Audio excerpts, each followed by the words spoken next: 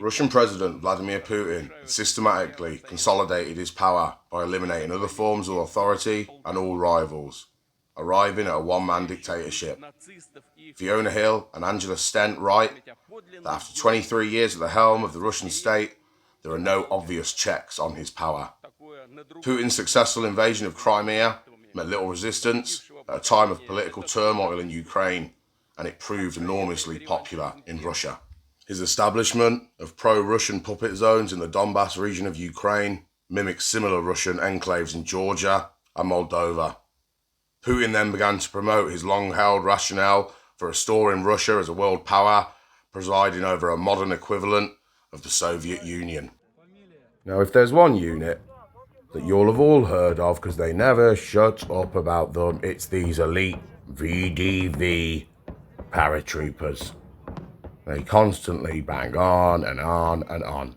For example, the following is from a Russian military blogger, and I quote, "The Russian Airborne Forces, VDV, compose one of the more important instruments in the General Staff's toolkit, serving as a rapid reaction force for local conflicts, supporting special operations, or striking behind enemy lines in a conventional war. The VDV has proven to be leading edge of Russian and Soviet military power in operations from the 1956 intervention in Hungary to the 2014 seizure and annexation of Crimea."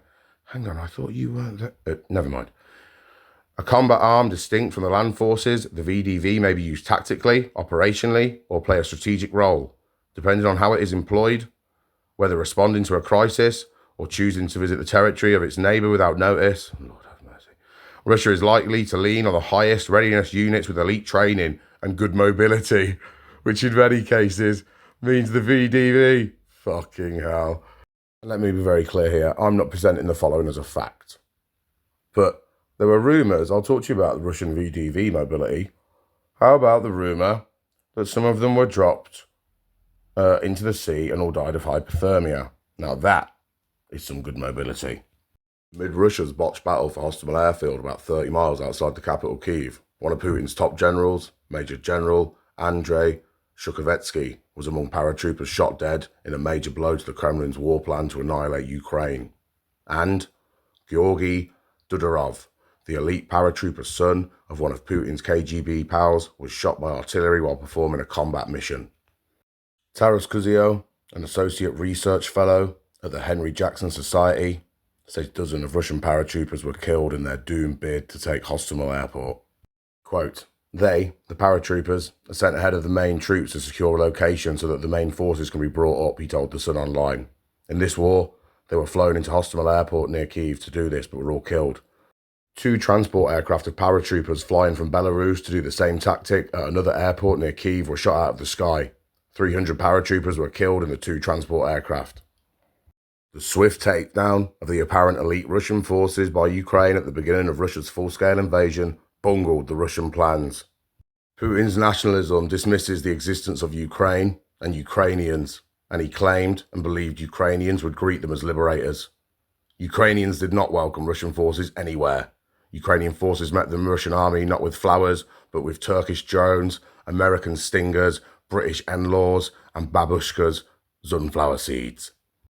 In another failed VDV paratrooper attack, Ukrainian soldiers and local volunteers in the strategic town of Voznesek defeated Russian troops in a 2-day battle as Putin's soldiers fought to seize control. Faced with fierce resistance from Ukrainian defenders, Putin's soldiers were forced to retreat more than 40 miles, leaving behind almost 30 of their 43 vehicles, including tanks and rocket launchers, reports the Wall Street Journal. Designed to intimidate rather than fight, the so-called elite force has only been properly used as paratroopers just twice since World War II, in Hungary, 1956, and in Czechoslovakia, 1968. Dr. Burry says the Russian paratroopers are used as an intimidation force, as they have a reputation for aggression. The Russians pioneered the use of paratroopers in the 1930s, and their airborne forces, known as the VDV, are held in very high esteem in Russia. There's even a Blue Beret Day, where drunken, current and former paratroopers jump in fountains and pick fights, he said. The Ruski Mir. He went on to say that the reason that they are allowed to do so is important. In modern Russia, They are not only respected for their military skills, but also feared due to their size and reputation for aggression. So they have a dual purpose in modern Russia, one as an airborne force and also a military intimidation force that can be used to quickly repress uprisings, etc. He believes Putin's use of his paratroopers shows he believed Ukraine would surrender easily. The plan was based on faulty FSB intelligence that the Ukrainians would not resist, and conceived as a clean and quick war that would be over in days, Dr. Burry added. The death of Colonel Sergei Sukharev was something out of the ordinary. Killed in Ukraine, he was promptly and posthumously awarded Russia's highest decoration. The military TV channel covered his funeral, and his eulogy was given by a deputy defense minister. Sergei gave up his life for the future of our nation, a future without Nazism. Sukharev fell at the head of his regiment, an elite unit of the airborne forces, and their story is a parable of the wider failure of the Russian army in this campaign. Sukharev took command of the 331st Guards Parachute Regiment 6 months ago at their barracks in Kostromar, 300 kilometres northeast of Moscow. He'd served with them before, actually during Russia's 2014 intervention in the Donbass. Their motto is, nobody but us. The unit has taken part in many Red Square parades, as well as Russian campaigns of recent years. The regiment's a showcase for the professionalization of the army, and this is their recruiting film. It's more than a job. It's an exciting life. It's a unique opportunity to test your limits and see the world. The soldierly qualities of service are emphasized. It's a regiment of contract or professional soldiers, supposedly better than conscripts. At a recent competition for its companies, they were described as an elite. Currently there are best of the best in service, of all the units, of all the academies, of all the airborne forces.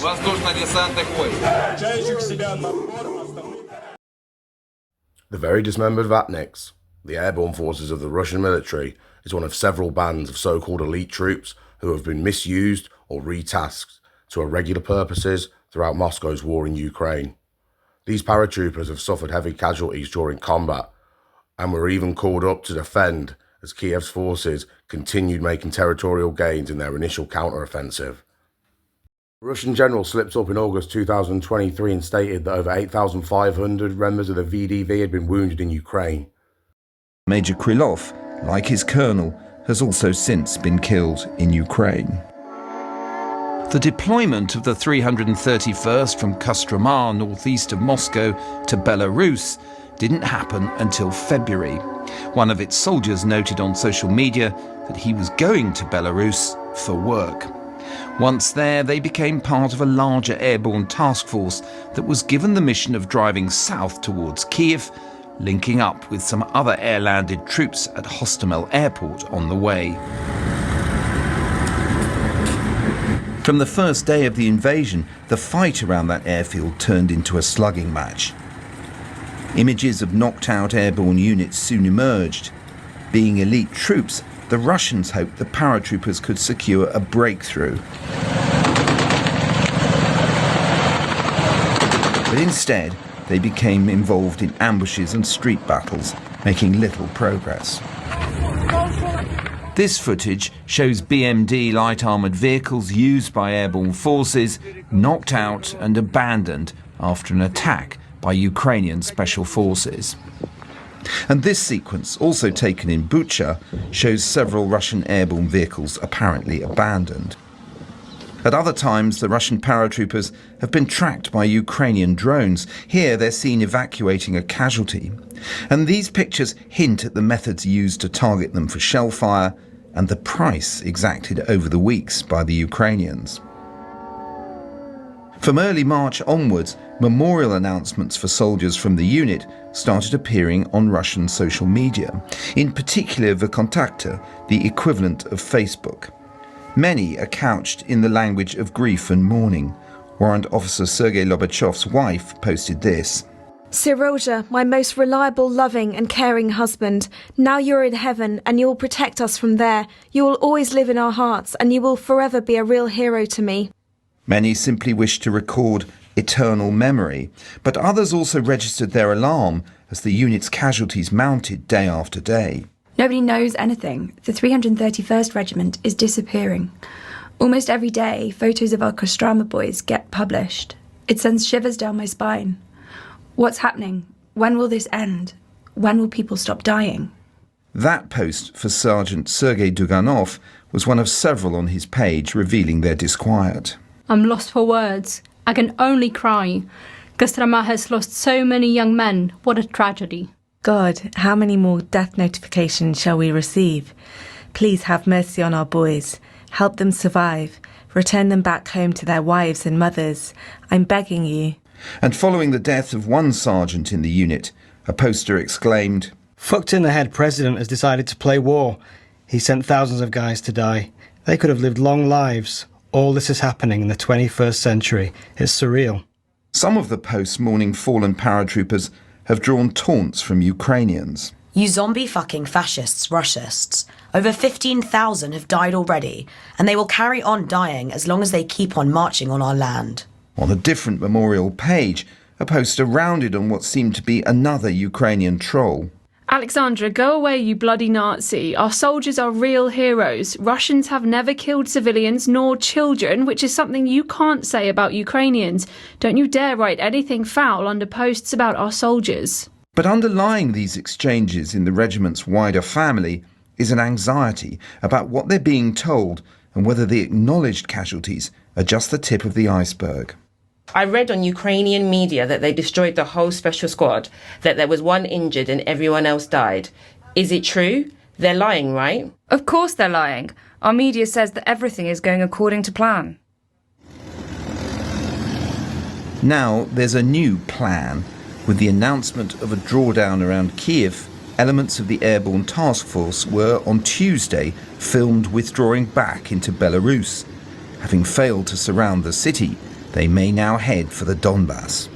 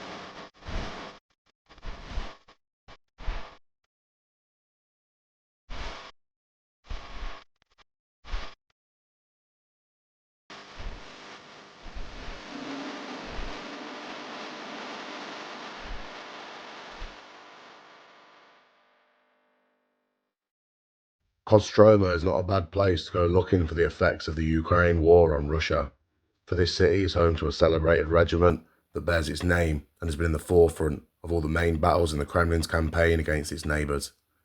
The 331st Guards Parachute Regiment. The total size of the 331st Regiment could be estimated at 1,500 to 1,700 when it was first sent into Ukraine in February 2022. It deployed 2 battalion tactical groups, giving a total of 1,000 to 1,200 soldiers. After taking heavy casualties in the failed attempt to reach Kyiv, the regiment was withdrawn and rebuilt in the southern Russian garrison town of Belgorod last summer. Subsequent action has seen the regiment moving all around the major flashpoints, Izium in the early summer, Kherson later, and now back to Donbass. By monitoring the dates given in the death announcements on Kostroma social media, it's possible to work out when, and often where, the unit was used to spearhead assaults, and the lulls when it was removed from the front lines to lick its wounds. For example, a cluster of deaths in February point to elements of the 331st being engaged in Kremina. Each time casualty replacements, including the conscripts shown on TV in November, are brought in to replace losses, the original cadre of soldiers gets smaller and the overall size of the unit diminishes. The 331st decline can also be measured in loss to machinery as well as personnel, particularly airborne infantry combat vehicles, known by the Russian initials BMD, that have been used up in successive battles. The 331st were accused of massacring hundreds of Ukrainian soldiers during the fighting in 2014. For many Ukrainians, the largest Russian losses may seem like nothing more than paratroopers getting their just desserts. Meanwhile, in Kostroma's graveyard, there is plenty of evidence of the price of failure in Russia's invasion. Buried too is the regiment's reputation as the best of the best, and its dreams of an easy victory. Satellite pictures capturing the massive expansion of Russian military cemeteries prove the huge cost of the Ukraine war for Moscow's army. The startling pictures show cemeteries linked to elite units such as the Guards Airborne Division, the Guards Motorised Division, and the Wagner Mercenary Group have all grown substantially in size since the invasion began in February 2022. Although Russia does not provide a death toll for its soldiers, the pictures, provided by Maxar Technologies and obtained by the Telegraph and National Security News, add weight to Western estimates of significant losses. Images of just one section of Moscow's Tula Cemetery show the numbers of graves have roughly quadrupled between October 2021 and April 2023. Russia's airborne forces lost 40 to 50% of its staff between February and September of 2022, a former Moscow military press official has said, as the Kremlin continues to hide its total losses sustained in Ukraine since the invasion. Among those from the VDV who died early in the war were Lieutenant Colonel Sergei Moskovich, 45, who was buried with full military honours after his body took 3 months to retrieve. Another was Colonel Andrei Vasilev, 49, commander of the 137th Guards Airborne Regiment based in Ryazan. Also killed was Colonel Maxim Kudrin in his late 30s, a deputy commander in the 106th Tula Airborne Division for armaments. Casualty estimate reports indicate that as of mid-2024, approximately 4,442 members of the VDV have been confirmed killed. This figure represents about 7.2% of all documented Russian military fatalities, highlighting the severe toll on this elite unit. The actual number may be higher due to underreporting and the challenges in obtaining accurate data from conflict zones. I'll leave this video here for now. The Kursk update will follow very shortly. Thank you all for watching. Let me know about the toilet paper. Slava Ukraini. Herium Slava.